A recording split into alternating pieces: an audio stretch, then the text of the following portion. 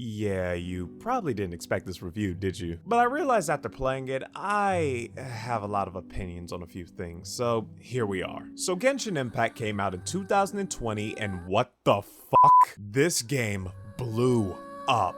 Everywhere I went on social media, I heard people talk about this game. Even people I know who don't even play video games played this game. You don't even like anime. Why are you playing this game, Grandma? And obviously, when a game like this gets really popular really fast, you already know people are going to jump on the hate train, even if they haven't even played it. Funny thing enough, this insanely fast popularity actually reminds me of when Sword Art Online got really popular, and they're both actually quite similar. On one side, you have this RPG where your subconscious is internally trapped inside of the game, where if you die in the game, you die in real life. And the other one is Sword Art Online. Is that too dark? Now, you may be thinking I'm going to be like most reviewers and try to understand both sides of the fan base, but no, I'm just gonna talk shit about both of them. Matter of fact, let's start off with something I consider a positive and a negative for the game. This game is very anime. Now, on the positive side, I played this game on the PS5, and good Lord, does this game look gorgeous. The 3D anime art style in this game is freaking beautiful, and it made me want to explore the entire world of Teyvat. Now, on the negative side, like I said, this game is very anime. I legit felt like I started up an isekai anime the moment I fell into this game. Hell, I'm more shocked that I didn't get hit by a truck. And when it comes to some of the English voice acting in this game, I feel like they add on to the anime problem in this game. Some of the line deliveries in this game sound so bad that it almost sounds like they're trying to parody an isekai anime. But it's not a parody, which makes it worse. Now, like I said, this is only for some of the English voice acting, because there are also some characters in this game that sound perfect in English. Literally, the only reason I haven't switched from English to Japanese is because of Zhongli. Keith Silverstein is my god. But anyway, let me give you a small summarization of the plot. So in this game, you play as the Traveler, and depending on who you pick in the beginning of the game, your sibling will end up getting trapped in the world of Minecraft. So they basically get sent to hell. And during this time, we lose all of our powers, we run into an annoying ass space baby, we meet a lot of colorful characters, a motherfucking dragon, and we basically become an errand boy for every goddamn person in this goddamn game! I don't give a fuck about your pigeons, Timmy. I don't even need the meat anymore. I just kill them out of spite at this point. So now our goal is to travel across Teyvat in search of our sibling and to slowly regain our powers in the process. So I'm just gonna say this right now since people have already brought it up.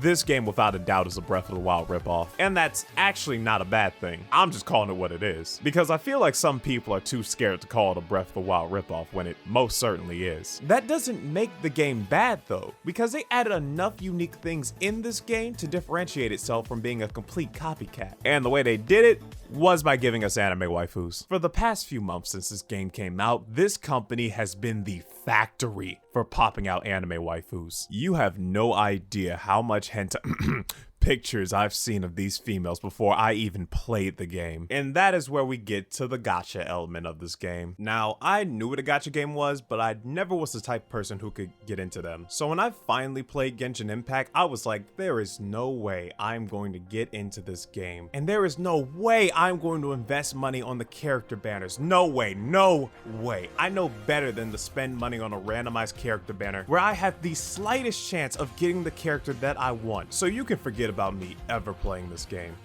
Wait, why is my wallet empty? I'm not gonna lie, this game can be really addicting, and I mean that in a bad way. Do not spend your money on this game if you do not have the funds. Now, if you do have the funds and you do spend hours on this game, then sure, go right ahead. Go right ahead and spend your wife's credit card on a 3D anime girl.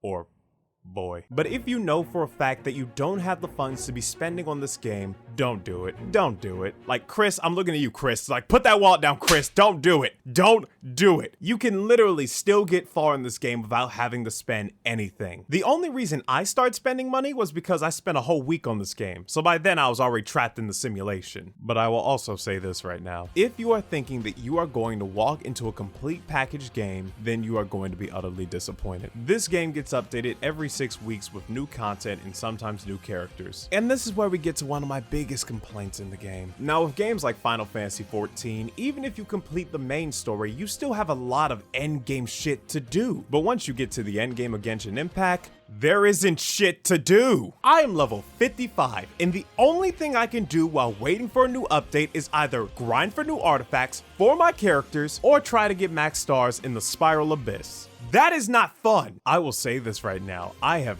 never been in the end game of a video game and it has felt this dead before. MiHoYo, you need to make some high-level end game shit for this game, because I've already seen that when a lot of people get to adventure rank 50, they just quit because there isn't shit to do. I feel like, at least around the time I'm making this video, that MiHoYo is in a scary spot with their fans right now, because I feel like a lot of Genshin Impact's cracks are slowly becoming more noticeable as we get further in, because I feel like they are teeter-tottering with the fandom right now, especially after the anniversary rewards. So now a good amount of them have already packed their bags and are starting to schedule their flights to another game at this point. So they need to make some changes or things are going to get bad for them real soon. But now I'm about to go into my biggest complaint in this game, and I'm going to warn you right now, it is a bit of a rant. And this complaint is literally the sole reason why I don't think I will ever give this game a perfect score. Now before I start, I want to say right now I have nothing against the voice actor for this character. I think they did a fantastic job for what they were given.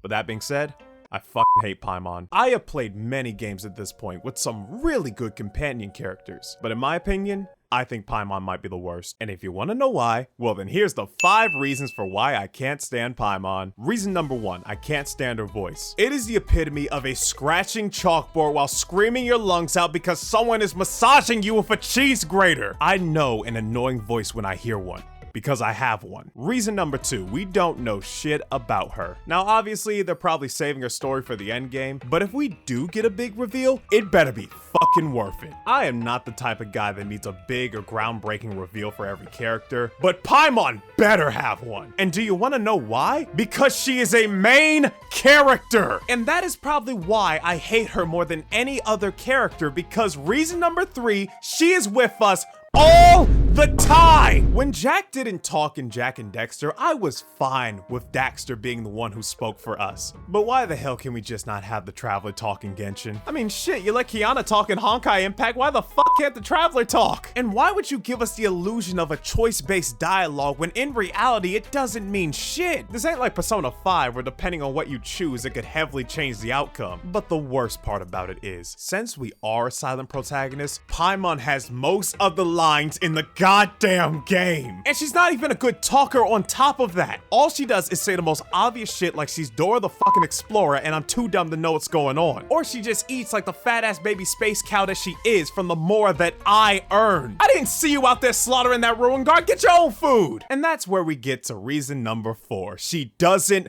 do shit. She doesn't help me progress the game or make the game more fun. With other video game companions, even when they are not helpful, they are at least fun to be around and you see their friendship develop throughout the game. The good ones, at least. I've gone through Mondstadt, Liyue, and Inazuma with PAIMON so far, and I have not seen a single development from her character thus far. And also, who in the bloody duck fuck wrote this? Who wrote this? Who wrote this lie? And now we get to reason number 5, and this is probably the biggest reason for why I don't like her. Reason number 5, she ruins every serious moment in this game. Genshin Impact actually does have some really good story quests from time to time, and some really emotional character moments. But how in the hell can I get immersed in any serious moment in this story when I have this flying space baby with the most annoying voice possible on my screen? And the thing is, I don't have a problem with any other character in this game. It's just PAIMON. And the thing is, and this is a huge thing that shocks me, is that apparently there is a huge fan base for PAIMON. And I rarely hear anyone say anything negative about her. So can anyone tell me, am I the crazy one here? Am I the only one that hates this character? Is there something that you guys see that I don't? What the fuck am I missing here? And I'm not knocking anyone who likes this character. Okay, that's a lie. I kinda am. But I'm more mocking the people that consider PAIMON their favorite character. You're telling me that out of all of the characters in this game, that your favorite character is the flying space cow in a diaper that won't ever shut up? I legit don't think I will ever understand those people. But that being said, I am not a stubborn person, so if I can be convinced later on in the story and she eventually becomes a better character, then wonderful, that would be great. I don't want to hate her, but whenever she is on my screen, she takes me out of the game so much that I sometimes debate on playing something else entirely, and that is not good. But with all that said, Genshin Impact gave us some fun gameplay, hot waifus, are you sure this is a guy? And a beautiful ass world to explore. But since the game isn't completely finished yet and we still have a lot more updates to go, it's kind of a big risk to jump in now, knowing that once you get to the end game, you won't really have shit to do. But if the gameplay suits your fancy and you're willing to give it a try, then maybe for you, it's worth the risk. So with all that said, my final verdict for Genshin Impact is the caution seal of approval.